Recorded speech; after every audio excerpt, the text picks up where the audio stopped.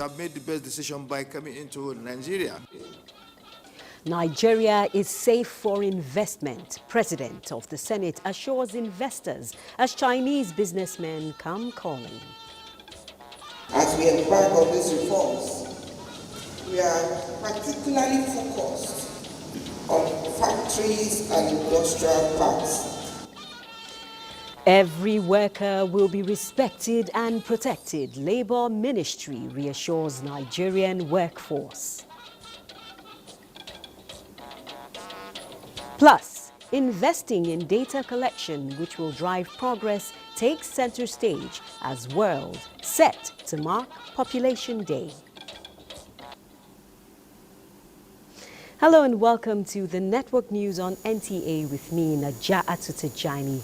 Joining me tonight with an update on population growth projection is Olusheye Adiagbo. Sheye? Yes, the world population is growing and Nigeria is having its own story to tell. Details later. And indeed, we look forward to those details. And on the business circle is Benny Adams. Yes, the federal government woos foreign investors to invest in Nigeria's non-oil sector while upscaling investment in oil and gas. We look forward to that update as well, Benny. And now, remember that this broadcast is being streamed live on our website, nta.ng/live. Remember to follow us across all social media platforms for the latest as well. And now, the news. The Nigerian Senate says Nigeria is open to investors, especially in the power, education, construction, and other key sectors critical to economic development. The Deputy President of the Senate, Barrow Jibrin, made the assertion during an engagement with a group of Chinese investors, adding that the National Assembly is committed to making legal provisions which will enhance business regulations and operations in Nigeria for mutual benefit.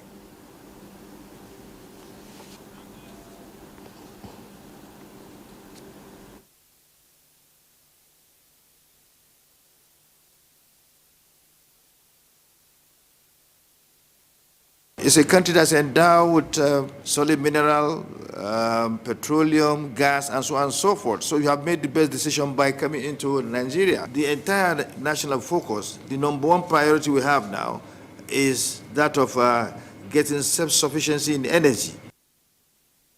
The delegation, comprising representatives of 8 administrative and business entities from Qingdao, China, were at the National Assembly to seek and deepen collaboration on long-standing trade and economic cooperation between the two countries. The chairman of the Standing Committee of Qingdao Municipal People's Congress, Wang Luming, spoke through an interpreter. Another purpose is to strengthen the cooperation in the vocational education and the talents training. In Qingdao, we have a very famous company which is called Sunmaker Energy. They have invested a lot in African countries, including in Nigeria. We would like to strengthen the cooperation in education, in vocational education area, and also the techniques and skills training. The Senate is also urging the Federal Competition and Consumer Protection Commission to protect Nigerians from exploitation from multinational companies, especially satellite service providers. This was at the screening of Olatunji Bello as Chief Executive Officer of the Commission. Ignatius Nkwo reports. Olatunji Bello, presidential nominee for the position of Chief Executive Officer and Executive Vice Chairman of the Federal Competition and Consumer Protection Commission, appearing before the Senate Committee on Trade and Investment for screening. Now, as you are all aware, the purpose is to screen him so that we are sure that, he's fit for this job. And we have his CV, we have his documents. Senators demanded to know his plans for the protection of consumers in Nigeria and measures to enhance free trade and competition. You are against anti-competition, but you are not against free trade. But at times you see them overlap. So I would like to find out what your own opinion is. About the practices of satellite television service providers. For example, DSTV. I do not think there is absolute free trade anywhere. So, and we must try as much as possible to ensure there is competition in our economic development amongst traders. And we also need to protect the interests of Nigerian consumers. To me, first of all, we must protect the national interests. Senators from Lagos State described the nominee as an accomplished professional and advised him to leverage on the trust the president has in him to strengthen the commission. He's an accomplished journalist. Then in the area of public administration and public service as well, he has been at the forefront of major developments in Lagos. The Federal Competition and Consumer Protection Commission monitors and regulates competition, market activities, and to ensure protection of consumers. Ignatius Nkwo, NTA News.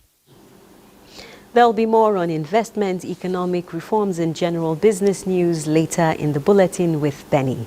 Meanwhile, the federal government says it is engaging labor unions in a fair and equitable process capable of sustaining the aspirations of every Nigerian worker. The Minister of State for Labor and Employment, Nkiruka Onyejuocha, stated this at a one-day retreat on labor reforms and the quest for living wage in Nigeria, organized by the National Institute for Legislative and Democratic Studies in Abuja. Muhammad Rabiu Ali reports. But say, effective labor administration is considered key in promoting sustainable development of any nation. It is in this line the legislature and the executive arms are working to review existing labor laws in Nigeria that will provide a conducive working environment, thereby improving workers' productivity and economic growth. As we embark on these reforms, we are particularly focused on factories and industrial parks. These areas are critical to our industrial strategy and the well-being of thousands of workers. These subjects, contentious and divisive as they be, has been and remains one of the most pressing issues facing the administration of President Bola Ahmed Tinubu and the country at large. It is imperative that we join forces to ensure that our labor relations system is fair, just, equitable, and equitable. It is therefore imperative for the legislature to understand the processes of the minimum wage and its implication for workers' welfare, economic growth, and the national development of the nation. We knew that this year's minimum wage is going to be very difficult because negotiating wage increment in an era where you have both fiscal and monetary challenges in your economy. It is expected at the end of the workshop, participants will have a deeper knowledge on the process of minimum wage enactment and the need for due diligence to ensure workers' productivity and economic growth. In Abuja, Muhammad Rabiu Ali, NTA News. The Speaker of the House of Representatives, Tajuddin Abbas, congratulates President Bola Ahmed Tinubu on his re-election as Chairman, Economic Community of West African States, ECOWAS.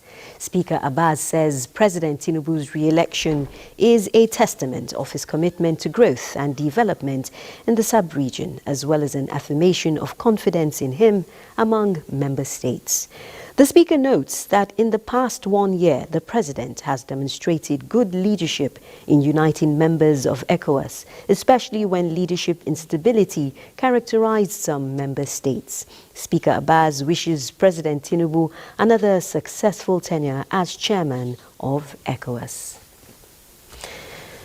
Still on ECOWAS, the ECOWAS Youth Organization says the re-election of President Bola Tinubu as chairman of the Economic Community of West African States is a confirmation of his sterling leadership of the sub-region. In a statement, the founder and president general of the organization, Celestine Ekwe, notes they are proud of the dogged fight President Tinubu put up when democracy became endangered in the sub-region and forces of despotism were sweeping across West Africa. It is gratifying, the group says, that a few hours after his re-election, he swung into action by appointing the president of Senegal, Bassirou Diomaye Faye, as his special envoy to Burkina Faso, Mali and Niger Republic, among other appointments. The organization urges the president to work towards full restoration of democracy in the sub-region, as he has already promised. And still on matters which concern the sub-region, Nigeria needs to prioritize timely, inclusive data to track progress towards national and global targets, especially 2030 SDGs, and formulate policies which address the diverse needs of the country's population.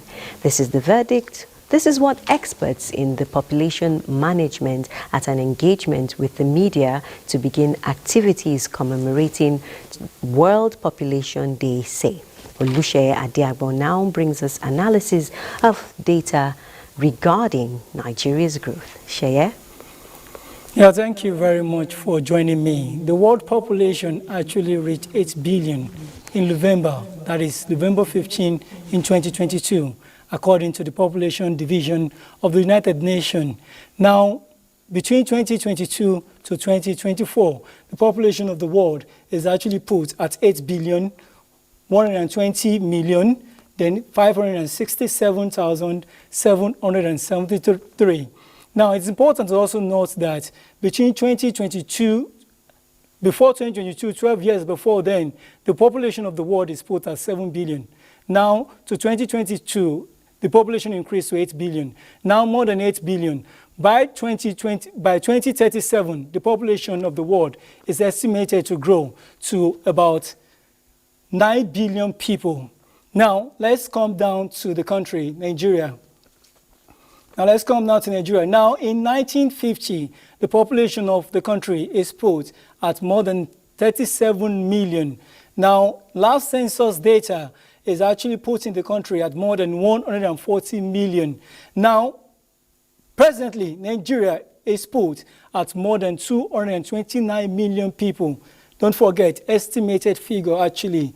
Now, the country is projected to reach 300 million by 2050, making the nation to be the third most populous country in the world. Now, population managers actually describe this growth in population to be an improvement in healthcare services, especially public healthcare system, availability of medicine and all the nutrition and every other thing to increase lifespan. So as much as it's important and good news for the world, it also shows that it is worrisome because there is a result of high and persistent level of fertility in some countries, Nigeria inclusive. In the SWOP report of the UNFPA, that is the State of the World Population Report, nearly half of all pregnancies totaling 121 million is each year throughout the world is actually unintended. And Nigeria has 2.5 million unintended pregnancy cases. Globally, now the Global United Nations Pregnancy is also showing that Nigeria, 71% of people living in household, at least with one person with disability in NBC statistics, shows that they are poor. Now the point is this, all these statistics are based on estimation, and the managers of the world population, what they are saying is that only if we have an actual census data, that is when we can actually know if we are actually having all these statistics and figures that we are seeing today. Now, I kind of ask you, Najatu, that is the country actually up to the 200 million people, or are we not even up to that? Can we say 2.5 million people in Nigeria, women, is actually having pregnancy by force or not intended, as the SWOP report actually states? All of these questions will be best answered from our actual census data, and that is the call as we look forward to July 11, when nations around the world will be commemorating the 2024 World Population Day. Nigeria is already telling its story, and population managers are already engaging press to actually tell the world that we are ready to have an actual census. And until we have this, we can actually not know the figures that we have in the country presently.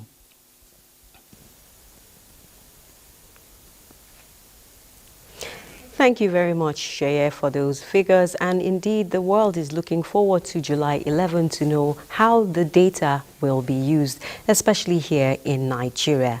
And with population growth comes, of course, the need for more resources and reaffirming assurance to working with stakeholders for speedy restoration of supply of petroleum products in Abuja and other parts of the country. Top management of NNPC Limited and the Nigeria Midstream and Downstream Petroleum Regulatory Authority have inspected petrol stations in Abuja experiencing queues, urging motorists to avoid panic buying as the queues will soon fizzle out. Lydia Sampson has the update.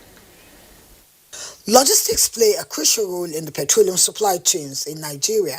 It ensures efficient and safe transportation of petroleum products from onshore oil refineries to storage facilities and ultimately to motorists and other consumers at petrol stations. Key players at the petrol stations say they are proactively seeking solutions to these logistic issues.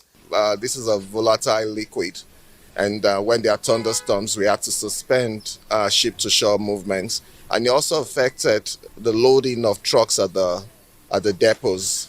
So we had to suspend all of that during the thunderstorms for safety reasons.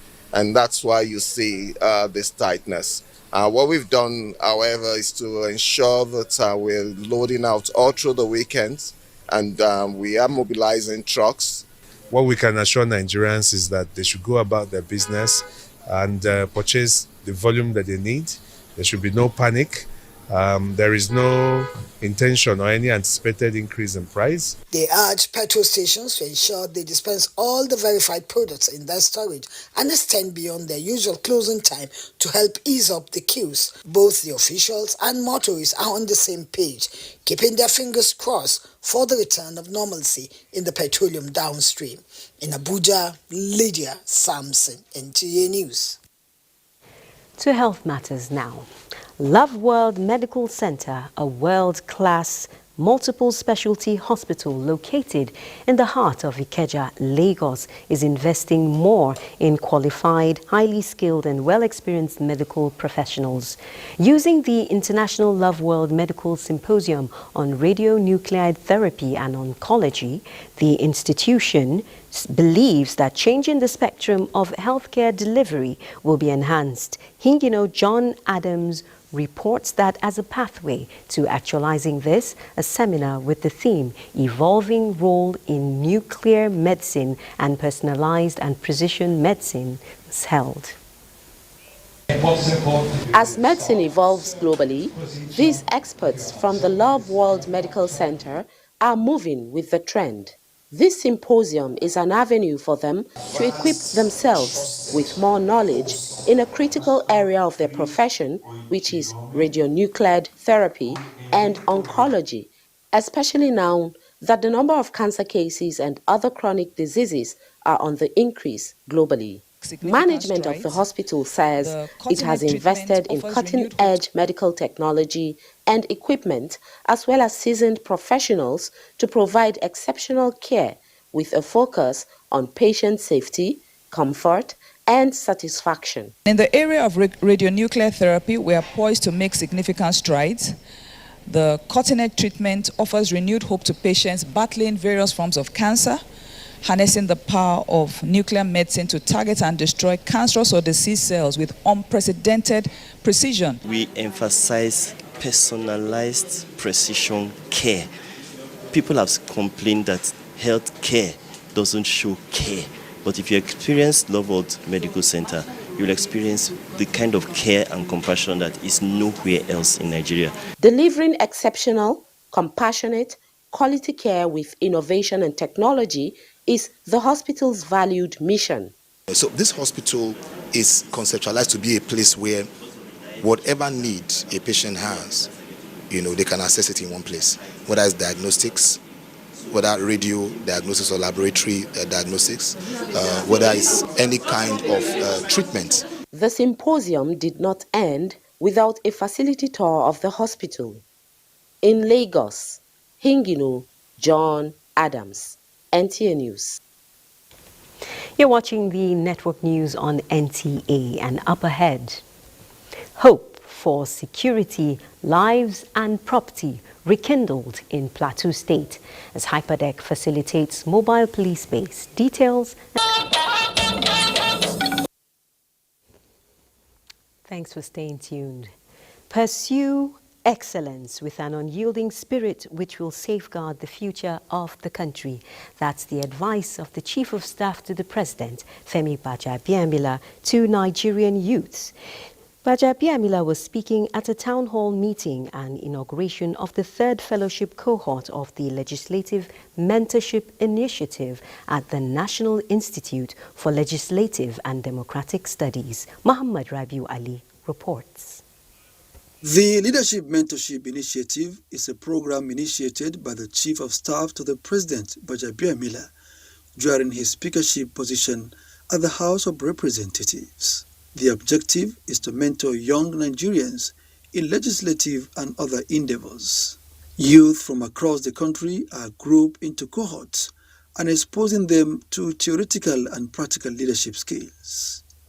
We remain committed to standing firmly behind you, nurturing your growth and celebrating your successes. I salute you all. You are indeed the future of this country. And from all I have heard, that future is very bright. I urge you to continue to remain steadfast in our pursuit of excellence and our commitment to building a brighter, more inclusive future for this country, Nigeria. Fellows of the program contributed and asked questions to get better insights into the program. In Abuja, Muhammad Rabiu Ali, NTA News. Now we head to Plateau State, where a mobile police base built by Hyperdeck in Kakuru-Gashish district of Barikin-Ladi local government area of the state has been inaugurated as part of federal government's effort to enhance operational efficiency of the police force. Ijoma Ozomena reports.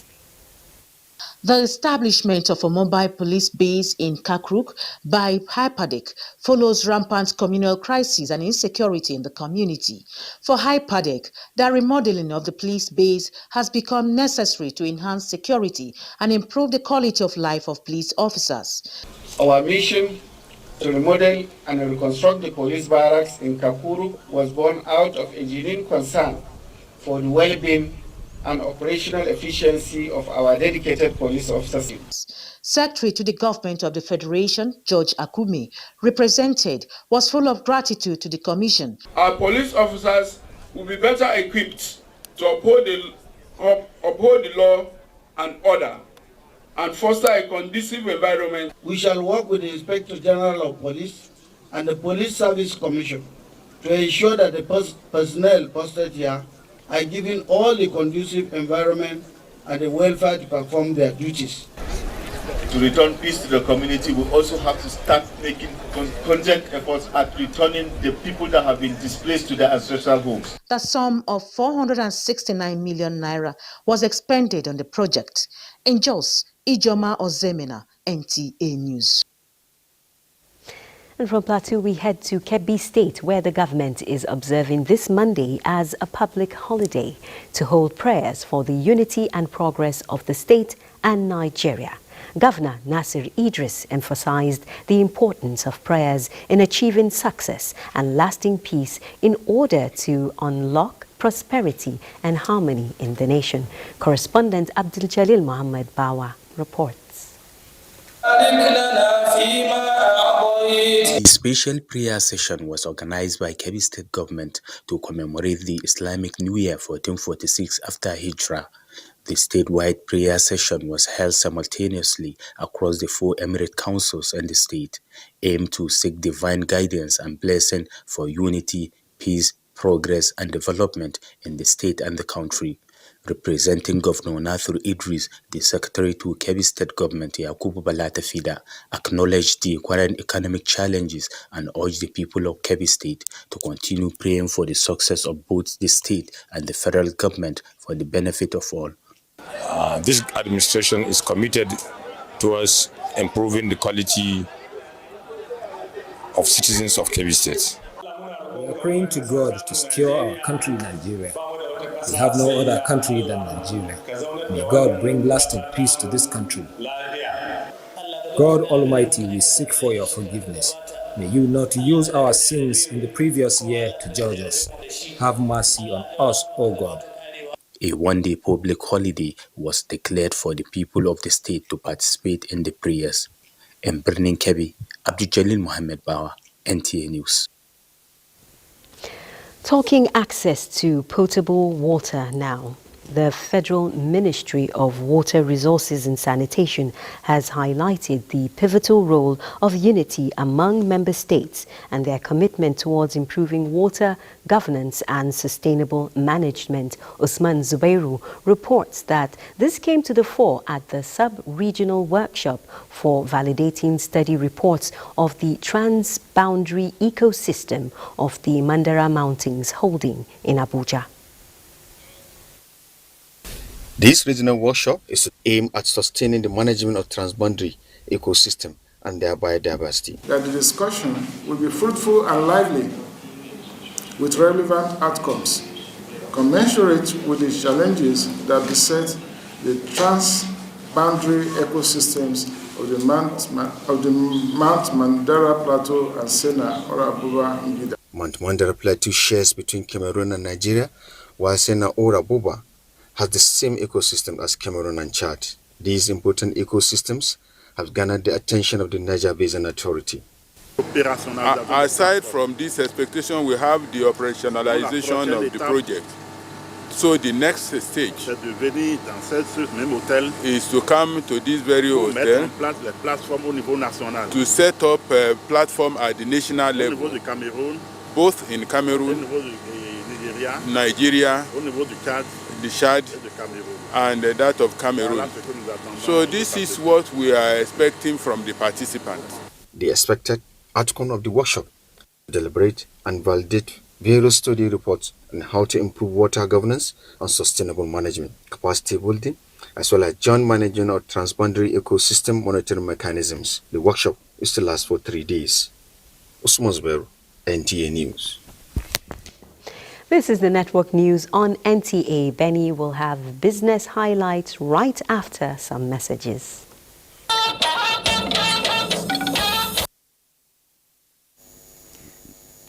It's now time to talk business. Now the federal government has asked investors to unlock potential in Nigeria's non-oil sector by increasing investment in oil and gas sector. Minister of Finance and Coordinating Minister of the Economy made the plea at a round table with foreign investors in Abuja. This is the wrong time to be thinking about leaving or even cutting back. This is a time to be looking to do more. The oil sector, the oil and gas sector has become more competitive, and as a result, the likes of Total Energies have come in, as well as other international firms have come in for investment.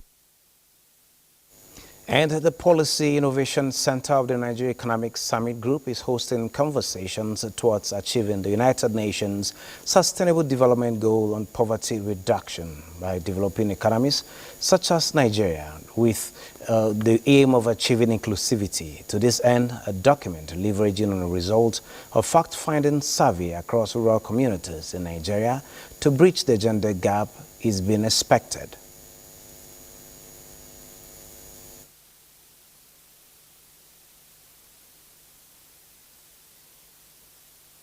We need to look at what sort of acute deprivations are happening in health, in education, in living standards. What is the big picture? And we want to provide a comprehensive understanding of the picture of who is poor and what sort of dimensions of poverty we should be reflecting on. A survey conducted in 17 states says the outcome, according to the group, indicates that beside women, the most vulnerable segment in Nigeria are children. And to the markets, investors lost 6.8% 689.9 million shares in 9,305 deals, corresponding to a market value of 7.15 million naira. Today's data shows a 67% improvement in volume, 19% improvement in turnover, and 13% improvement in deals. The current market capitalization is 56.6 trillion naira. On the aggregate, 120 listed equities participated in trading, ending with 22 gainers and 25 losers. LLX recorded the highest volume of 271 million traded shares, followed by Universal Insurance Company, 42.1 million, and Guarantee Trust holding 40.8 million. Well, that is business news. Network news continues, but after this break, do stay with us. You're just in time for news on a creative front. Leading creative club and non-governmental organization I Create Club has produced another set of prospective artists with high creative potential to promote and develop entrepreneurial skills through its competition. Lynn Leneke has the details. I Create Club's annual competition's aim is to develop the creative capabilities of pupils in schools across Lagos State. This year, I Create Club worked with about 10,000 participants, while 126 showcased their extraordinary skills. I took first from public schools, and the prize was 200,000. And I want to use the prize to start my own business. Bobby Bliss is a soap, homemade natural looking soap, made from eco-friendly ingredients like lavender and lemon. I feel very happy to get the first position. I Create Club has since inception in 2015 successfully engaged youth to think outside the box, as most of the works on display were created by them. There are still a lot of opportunities. These children are talented, but they just need to be nurtured. It's just getting us to believe again that there are opportunities still here within Nigeria. So it's really Nigerian pride. Even if we go anywhere in the world, we are still Nigerians. We need to take pride in who we are and where we are coming from. Vitafoam, Biggie Foods, and other brands have supported the initiative they termed as laudable. We decided to partner with I Create to catch them young and teach them young. To enhance the quality of education, ensuring that every child has access to the tools and resources necessary to succeed. With the support given, the children will be encouraged, will be motivated to think out of their box to ensure that a lot of creativeness come out of their thinking, and of course, the initiative that can be used. I Create Club seeks to remain a major platform to identify creative talents among children by drumming up support from government. In Lagos, Lynn Leneke, NTA News.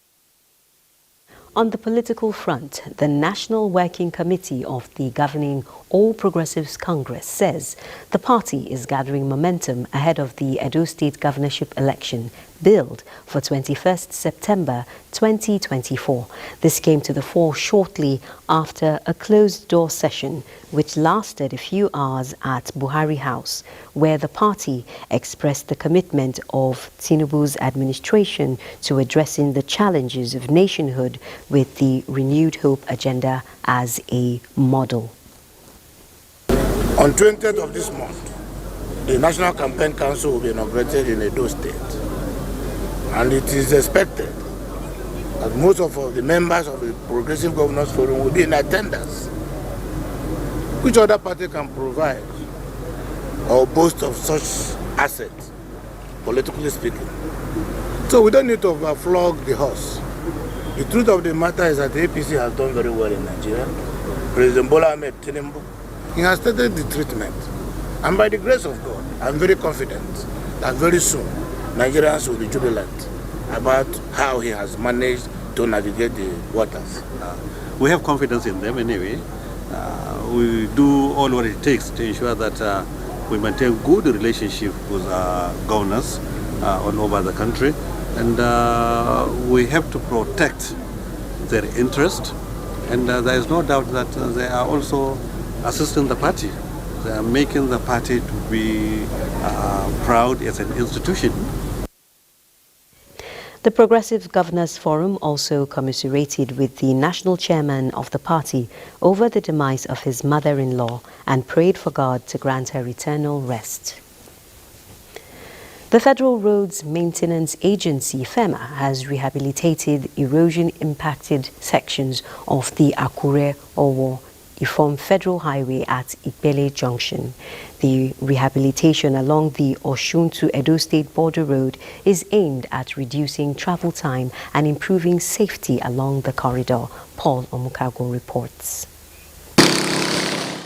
Prior to the rehabilitation of this section of the road, motorists and other road users had to navigate the Ipele Bridge approach with extreme caution due to erosion impacting the road shoulders on both sides. The prompt intervention and reinstatement by FEMA have brought relief to these road users. What we are seeing now is a very good development that is giving a lot of us hope. This very particular point is a death trap. So many accidents have been happening here. But we thank God for the new administration and for FEMA for coming to intervene on the road. It's very bad before, but now we're okay. We're enjoying it this one. FEMA Chief Engineer in Ondo State, Atoyebi Abioshun, during an inspection tour, faulted the activities of some telecommunication companies for the deteriorating condition of the road, particularly during this wet season. The project is emergency restatement of the washout at kilometer 84 along Osun State border, Akure, Owo, Ifon to Edo State border. We discovered that there are some bucket of washout along the roadside, and we backfill the concrete line drain. We put caps to direct the water flow, and we repair the carriage road section. The agency plans to extend its monitoring and maintenance work to other federal roads in the state in due course. In Akure, Paul Omukago, NTA News. Thank you, Paul Omukago. Meanwhile, the Nigerians in Diaspora Commission has received a directive from the Office of the President to liaise with the Africans in Diaspora to ensure a successful homecoming of 2,000 descendants under the group Africa Descendants in Diaspora Union. The chairman of the commission, Abike Erewa, says NIDCOM, as a commission established to mobilize and coordinate Nigerians in diaspora affairs, it will ensure that the programs and events of the union will be handled with top priority. The chairman says the Nigerian government is also committed to the welfare of Africans globally. Home is where we will be kidnapped and treated badly. Home is where you're going to see a lot of love and affection and warmth. The Chinese are investing on the continent. The Indians are investing on the continent. What are they saying that you are not saying? 65-70% of the African descendants believe that Nigeria is their ancestral home. We will do everything to assist them to build the mega city, the memorial city, and the center camp. And this is just the beginning of great things to come.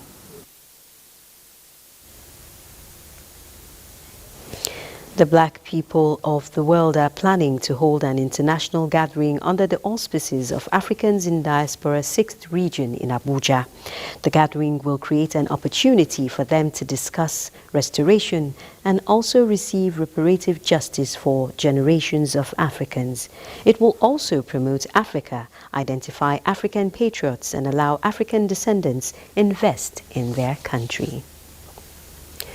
The leader of a Kenyan doomsday cult went on trial on Monday on charges of terrorism over the deaths of more than 10 of his 400 of his followers in a case which shocked the world. Elsewhere, U.S. troops have completed withdrawal from their base in Niamey.